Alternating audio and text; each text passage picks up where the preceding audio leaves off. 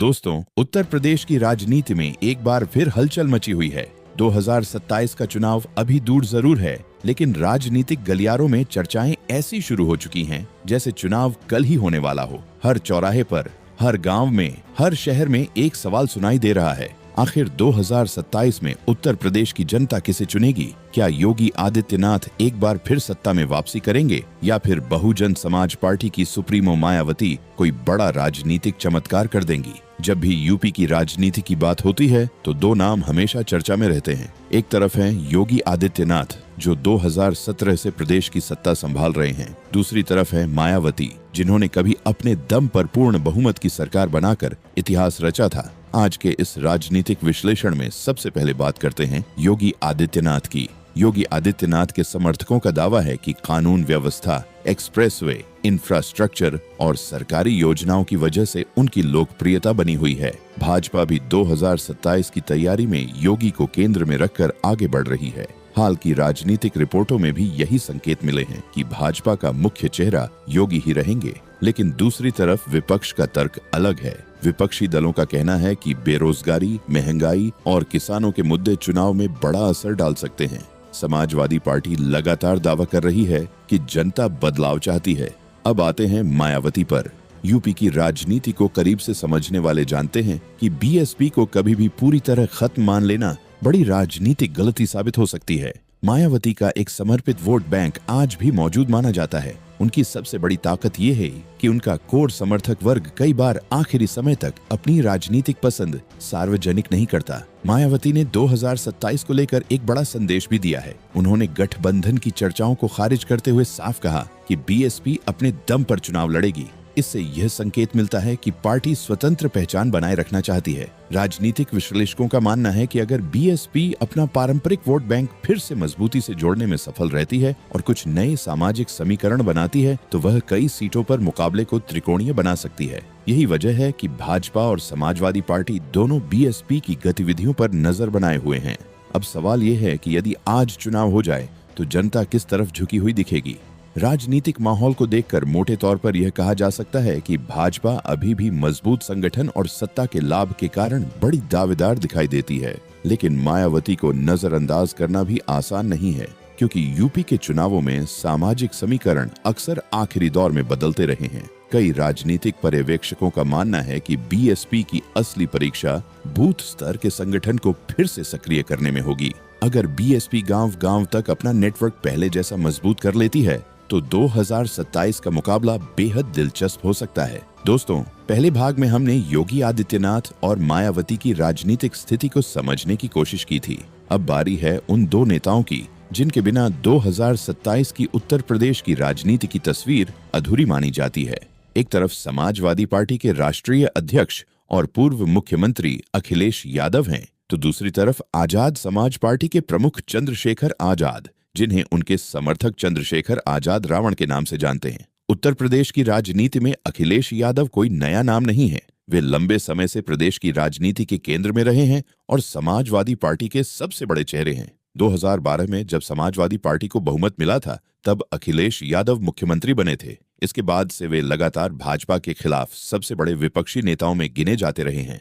2022 के विधानसभा चुनाव में भी समाजवादी पार्टी ने भाजपा को कड़ी चुनौती दी थी। हालांकि सत्ता तक पहुंचने में सफलता नहीं मिली, लेकिन पार्टी ने अपने वोट प्रतिशत और सीटों में सुधार जरूर किया था। आज जब 2027 की चर्चा होती है तो समाजवादी पार्टी के समर्थकों का मानना है कि अखिलेश यादव अभी भी भाजपा के खिलाफ सबसे मजबूत चुनौती पेश कर सकते हैं।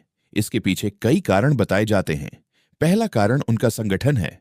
समाजवादी पार्टी का नेटवर्क प्रदेश के अधिकांश जिलों में मौजूद है। दूसरा कारण उनका पारंपरिक वोट बैंक है, जो वर्षों से पार्टी के साथ जुड़ा हुआ माना जाता है। तीसरा कारण ये है कि अखिलेश यादव लगातार जनसभाओं, प्रेस कॉन्फ्रेंस और सोशल मीडिया के जरिए राजनीतिक रूप से सक्रिय बने हुए हैं। लेकिन राजनीति केवल ताकत से नहीं चलती, चुनौतियां भी होती हैं। अखिलेश यादव के सामने सबसे बड़ी चुनौती ये है कि उन्हें अपने समर्थन आधार को और व्यापक बनाना होगा। राजनीतिक विश्लेषकों का मानना है कि केवल पारंपरिक वोट बैंक के भरोसे 2027 जैसी बड़ी लड़ाई जीतना आसान नहीं होगा। उन्हें युवाओं, महिलाओं, किसानों और नए मतदाताओं तक अपनी पहुंच और मजबूत करनी होगी।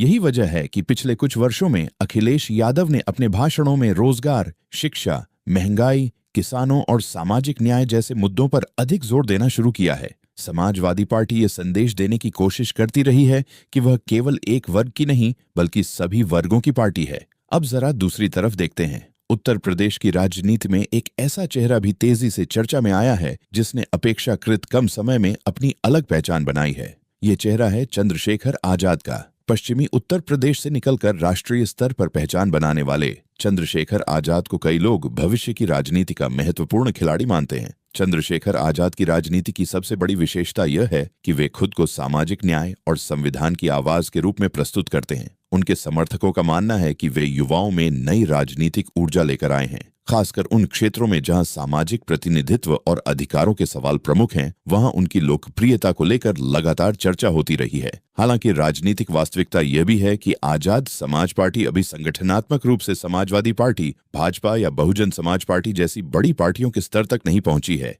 लेकिन राजनीति में कई बार वोट प्रतिशत से ज्यादा महत्वपूर्ण भविष्य की संभावनाएं होती हैं। यही कारण है कि राजनीतिक विश्लेषक चंद्रशेखर आजाद की गतिविधियों पर नजर बनाए रखते हैं। अब सबसे बड़ा सवाल यह उठता है कि क्या अखिलेश यादव और चंद्रशेखर आजाद भविष्य में किसी साझा राजनीतिक रणनीति का हिस्सा बन सकते हैं या नहीं। इस सवाल पर राजनीतिक गलियारों में अक्सर चर्चा होती रहती है।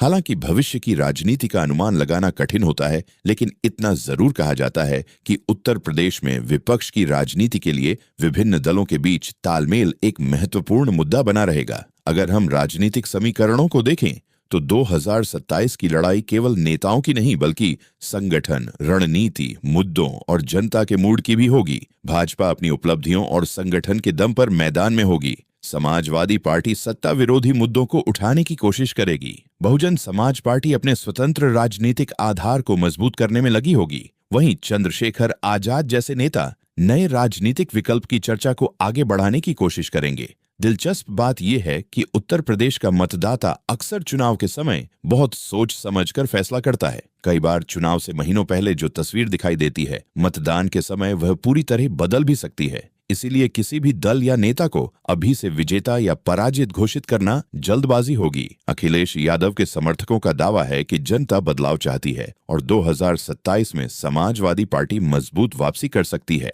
दूसरी तरफ भाजपा समर्थकों का कहना है कि योगी आदित्यनाथ के नेतृत्व में सरकार की योजनाएं और संगठनात्मक मजबूती भाजपा को बढ़त दिला सकती है। वहीं बीएसपी समर्थक मानते हैं कि मायावती को कम आंकना हमेशा राजनीतिक गलती साबित हुआ है और उनका कोर वोट बैंक आज भी प्रभावशाली है। दूसरी ओर चंद्रशेखर आजाद के समर्थक ये तर्क देते हैं कि आने वाले वर्षों में युवा राजनीति की दिशा बदल सकते हैं। यानी कुल मिलाकर तस्वीर बेहद दिलचस्प है। एक तरफ अनुभव है, दूसरी तरफ संगठन है, तीसरी तरफ परंपरागत वोट बैंक है और चौथी तरफ नई राजनीतिक ऊर्जा है। यही वजह है कि उत्तर प्रदेश का 2027 का चुनाव अभी से देश की सबसे महत्वपूर्ण राजनीतिक लड़ाइयों में गिना जाने लगा है। अब सवाल ये नहीं है कि कौन चर्चा में है, सवाल ये है कि आने वाले महीनों में कौन अपने संगठन को सबसे मजबूत बनाता है, कौन जनता के मुद्दों को सबसे प्रभावी तरीके से उठाता है और कौन नए मतदाताओं का भरोसा जीतने में सफल होता है। राजनीति में अंतिम फैसला जनता करती है, इसलिए 2027 का रास्ता अभी लंबा है, लेकिन इतना तय है कि अखिलेश यादव, मायावती, योगी आदित्यनाथ और चंद्रशेखर आजाद जैसे नेताओं की भूमिका आने वाले समय में उत्तर प्रदेश की राजनीति को दिशा देने में महत्वपूर्ण रहने वाली है। और यही कारण है कि उत्तर प्रदेश की सियासत पर नजर रखने वाला हर व्यक्ति आज एक ही सवाल पूछ रहा है, क्या 2027 में सत्ता बरकरार रहेगी? क्या कोई बड़ी वापसी होगी या फिर कोई नया राजनीतिक समीकरण सबको चौंका देगा? इसका जवाब आने वाला समय और जनता का फैसला ही देगा। यही कारण है कि आज भी जब यूपी की राजनीति की चर्चा होती है तो योगी आदित्यनाथ और मायावती का नाम सबसे पहले लिया जाता है। एक तरफ वर्तमान सत्ता की ताकत है, दूसरी तरफ एक ऐसा राजनीतिक अनुभव जो कई बार असंभव दिखने वाली परिस्थितियों को अपने पक्ष में बदल चुका है। दोस्तों, पहले भाग में हमने योगी आदित्यनाथ और मायावती की राजनीतिक स्थिति को समझा। अगले भाग में हम विस्तार से बात करेंगे अखिलेश यादव और चंद्रशेखर आजाद की और जानेंगे कि 2027 की लड़ाई में उनकी भूमिका कितनी बड़ी हो सकती है।